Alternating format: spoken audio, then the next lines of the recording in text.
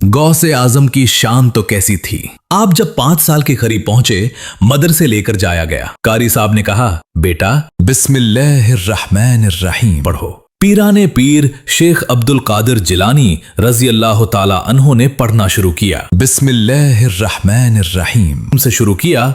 अलिफ लाम मीम से पहला पारा सुनाया, सयकूल से दूसरा सुनाया, तिलकर रसूल से तीसरा सुनाया। सुनाते सुनाते गौसे पाक ने पहली नशिस्त में जबानी 18 पारे सुना दिए। कारी साहब हैरान, बेटा इतने पारे पहली बारी में? और पढ़ो। कहा, मुझे इतने ही याद हैं। कहा, किधर से याद हो गए? कहा, मेरी माँ 18 पारों की हाफिजा थी। मैं माँ के पेट में था, माँ कुरान पढ़ती थी, मैं माँ के पेट में ही कुरान याद कर लेता था। ये एक एक्स्ट्रा ऑर्डिनरी सलाहियत है। ये अल्लाह करीम ने शानदार मकाम दिया शेख अब्दुल कादिर जिलानी को। मगर सीखने को क्या मिला? माँ हाफिजा थी ना, बच्चा पेट में था, माँ कुरान पढ़ती थी। आज बच्चा पेट में हो, माँ फिल्में देख रही है, माँ गाने सुन रही है। जो माँ बेपर्दा बाजार में घूम रही है, उसकी बच्चियों पर क्या असर पड़ेगा? प्लीज ऐ मेरे नौजवानों, ये तुम पर भी जिम्मेदारी है। सिर्फ ये ना देखो लड़की कैसी है। हमारे यहाँ एक ही कॉन्सेप्ट है, बस दिखने में अच्छी होनी चाहिए। अरे ये शक्लो सूरत,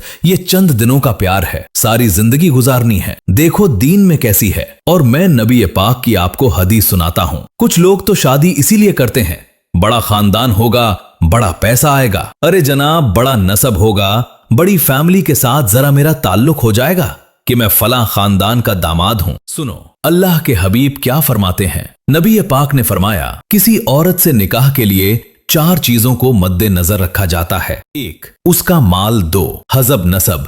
3, हुस्न जमाल।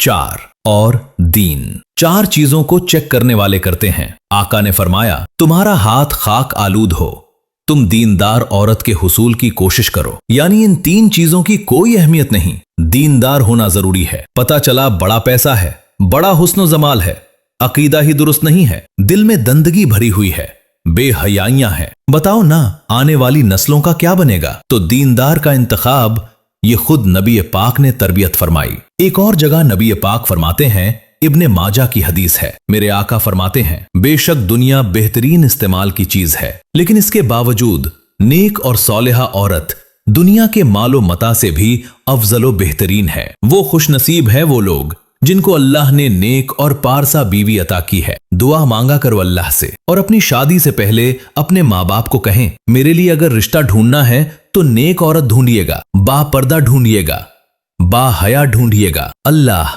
उसके रसूल, सहाबा और अहले बैत और औलिया से मोहब्बत करने वाली ढूंढिए।